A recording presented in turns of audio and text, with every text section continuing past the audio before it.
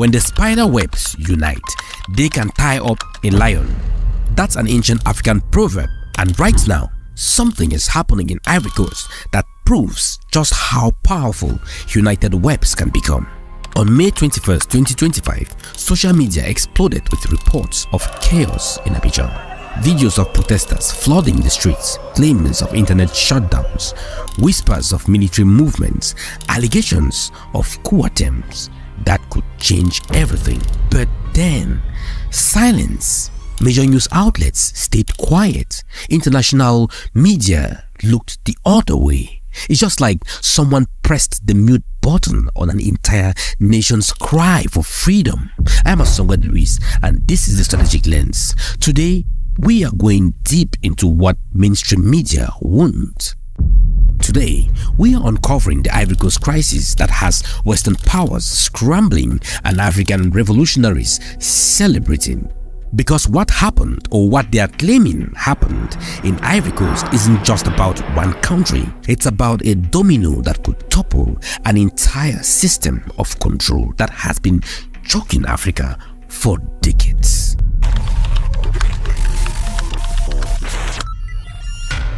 Let me walk you through what we know and what we don't know. May 21st, 2025, reports start flooding social media. Thousands of Ivorians allegedly on the streets. Government buildings reportedly on fire. Internet connectivity issues across the country. Claims of up to 33 unalived between May 19 and May 20th. But here is where it gets interesting and suspicious. Why these reports spread like wildfire across X, Facebook and WhatsApp. Not a single major international news outlet confirmed these events. BBC silence, Reuters nothing, Al Jazeera radio silence. Now you might think maybe it didn't happen, but hold on.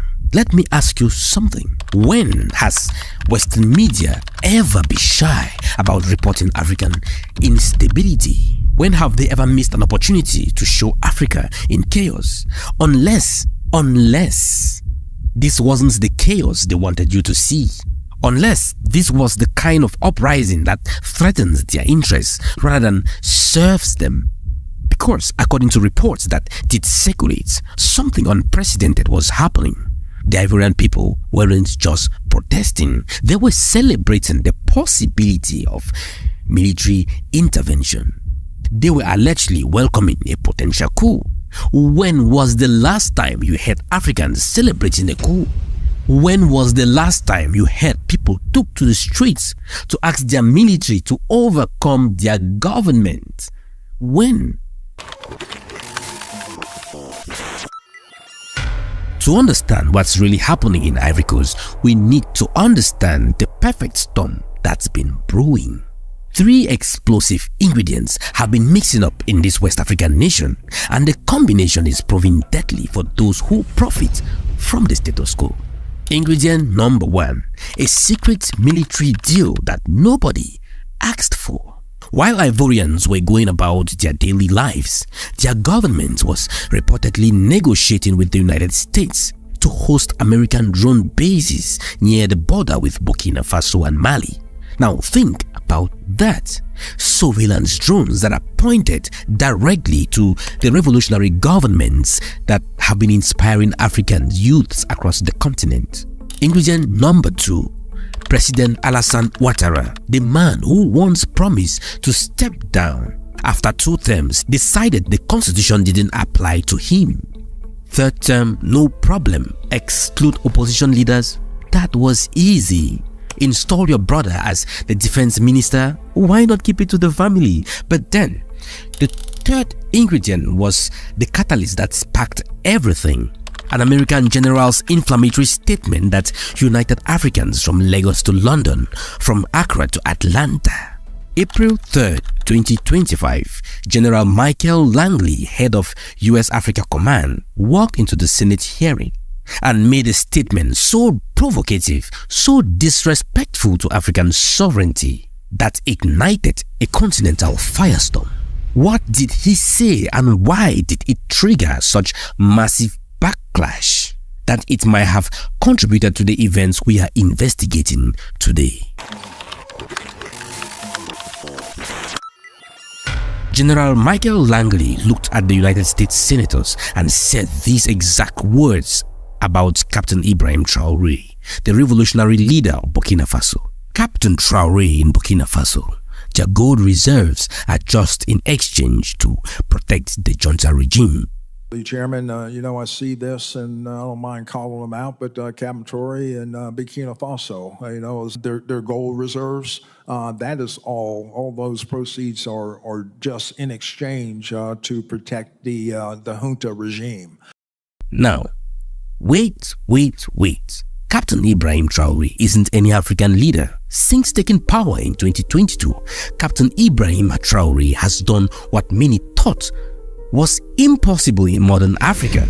He nationalized his country's gold mines, taking them away from foreign operations. He built Burkina Faso's first gold refinery, meaning they processed their own wealth instead of shipping raw materials to Europe. He survived multiple assassination attempts. He formed a military alliance with Mali and Niger, and he told the world that Africa's resources belong to Africans.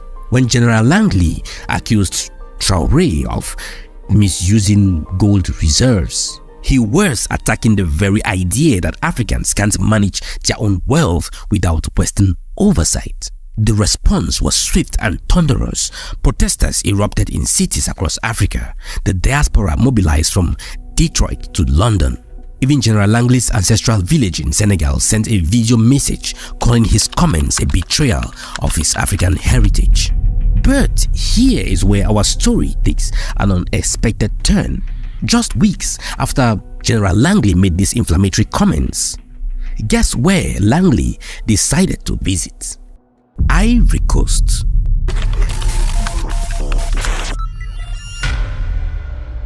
April 24th to 25th, 2025. Less than 3 weeks after insulting Captain Ibrahim Traoré, General Langley is sitting comfortably in Abidjan, meeting with President Ouattara and his defense minister. Now, what do you think they were discussing? Officially, regional security threats, but sources suggest they were finalizing details about that controversial drone deal. American surveillance aircrafts positioned to monitor Mali, Burkina Faso, and Niger. Now, think about the optics here. You have an American general who just accused an African revolutionary of corruption, now causing with a president who have been accused of electoral manipulation, constitutional violations, and blatant nepotism. What message does this send to the Ivorian people? That America supports democracy, or that America supports anyone willing to defend America's interests, regardless of how they treat their own people? But the Ivorian people aren't stupid. They have been watching what is happening next door. They have seen Mali expelled France and regain their sovereignty. They have seen Burkina Faso building gold mines and refineries.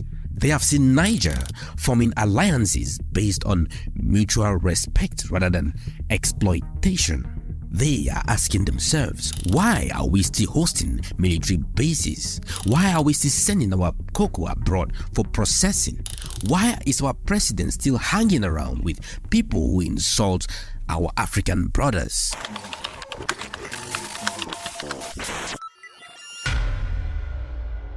Whether or not a full coup occurred on May 21st, and remember, this still remains unverified by major news outlets. What we do know is that Ivorian frustrations have been building for months. When opposition candidate Tidjane Thiam was barred from running using a 64-year-old law never used before, people noticed. When protest was consistently banned or met with police blockade, people remembered. When internet connectivity mysteriously suffered during political tensions, people connected the dots. The reports that did surface painted a picture unlike anything we have ever seen in recent African politics. Instead of people fleeing from military action, they were allegedly celebrating it. Instead of fearing the coup, they were reportedly welcoming it. Why? Because they have seen what's possible. They have watched their neighbors break free from new colonial control. They have seen that another way is possible. There is an African proverb: however far the stream flows, it never forgets its source. The Ivorian people haven't forgotten that they are Africans first, and they are watching as their continental family reclaims dignity, sovereignty, and control over their own resources. But here is what makes this potential uprising different from past coups in Africa. This isn't about replacing one puppet with another. It's about replacing an entire system of dependency with one of sovereignty. And that's exactly what Western powers are desperate to prevent.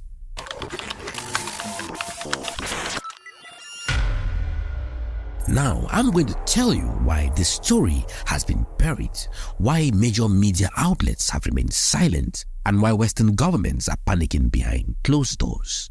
They don't want you to see this because it represents their worst nightmare: Africa united in resistance. Now think about a domino effect.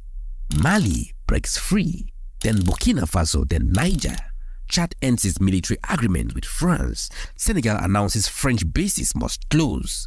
And now Côte d'Ivoire, supposedly France's most reliable West African ally, is showing signs of awakening. If Ivory Coast joins the alliance of Sahel states, if they kick out foreign military bases, if they start processing their own cocoa and controlling their own resources, what happens next? Ghana starts asking questions. Togo begins reconsidering those American drone-based proposals. The entire Western strategy in West Africa collapses. What happens when East African countries see that it's possible to survive without Western military presence? What happens when Southern African nations realize they don't need foreign corporations to process their minerals? Imagine an Africa where Ghanaian cocoa is processed in Ghana, where Congolese cobalt is powering African technology, where Nigerian oil is fueling African development, where South African gold backs currencies. That's why they don't want you to see what's happening in Ivory Coast, because every African uprising that succeeds makes the next one more likely.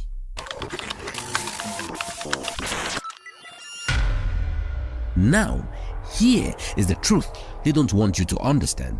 Whether or not there was a military coup on May 21st, there have definitely been a mental coup across Africa. Young Africans are no longer accepting that their resources must enrich foreign corporations. They are no longer believing that their leaders must bow to foreign generals.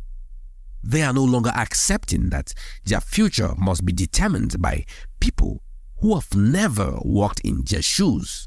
The real coup isn't happening in presidential palaces, it's happening in the minds of African people across the world. From the universities of Accra to the markets in Lagos, from the diasporan communities in London to the tech hubs in Nairobi, Africans are staging a coup against mental colonization.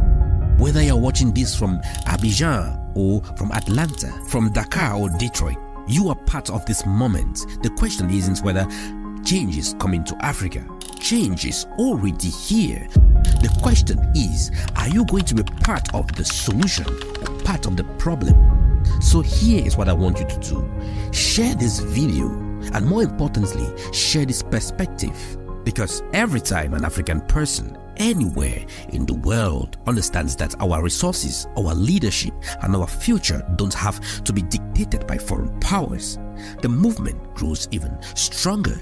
The coup they don't want you to see isn't just happening in Ivory Coast. It is happening everywhere. It's happening wherever Africans are waking up to their own power.